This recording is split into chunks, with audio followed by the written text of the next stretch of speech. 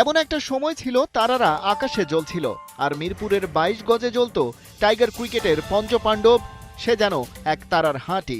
সাকিব আল হাসানের এই হতাশা মাখা ছবিটা যে কেউ চিনতে পারবেন চেহারা না দেখেই, কিংবা মাহমুদুল্লাহ রিয়াদ, বাংলাদেশের সাবেক টি-20 অধিনায়ক, তার চেহারাটাও নিশ্চয়ই চিনতে ভুল হবে না কারো।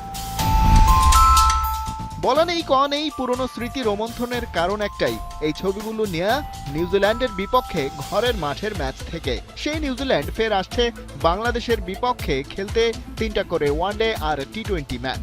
সোমবার প্রকাশিত হয়েছে 2 সিরিজের সূচি। এবারে বাংলাদেশ সফরে ওয়ানডে সিরিজ দিয়ে শুরু হবে লড়াই। প্রথম ম্যাচ 17 এপ্রিল মিরপুরে, 20 তারিখ একই ভেন্যুতে দ্বিতীয় ম্যাচ, 23 এপ্রিল ওয়ানডে সিরিজের তৃতীয় ও শেষ লড়াই চট্টগ্রামে। বন্দরনগরীতেই শুরু হবে টি-20 সিরিজ।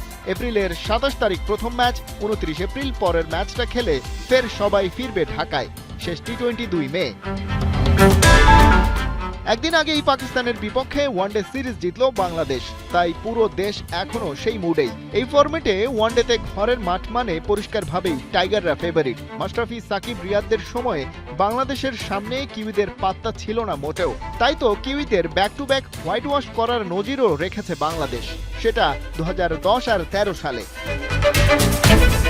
কিন্তু নিউজিল্যান্ডের বিপক্ষে যে সবশেষ হোম ওয়ানডেটি খেলেছে টাইগাররা, সেটাতে হেরেছে 2-0 ব্যবধানে। সিরিজটা বাংলাদেশ খেলে 2023 সালে। তবে কেবল এই সিরিজ নয়, টাইগাররা একটা স্প্যান অফ টাইম ধরেই ওয়ানডেতে খারাপ সময় কাটাচ্ছে, যে কারণে ছিটকে যেতে হয়েছিল এই ফরম্যাটে ওয়ানডে র্যাঙ্কিংয়ে 10 নম্বরে। পাকিস্তানকে 2-1 ব্যবধানে সিরিজে হারিয়ে 9-এ ফিরেছে টাইগাররা।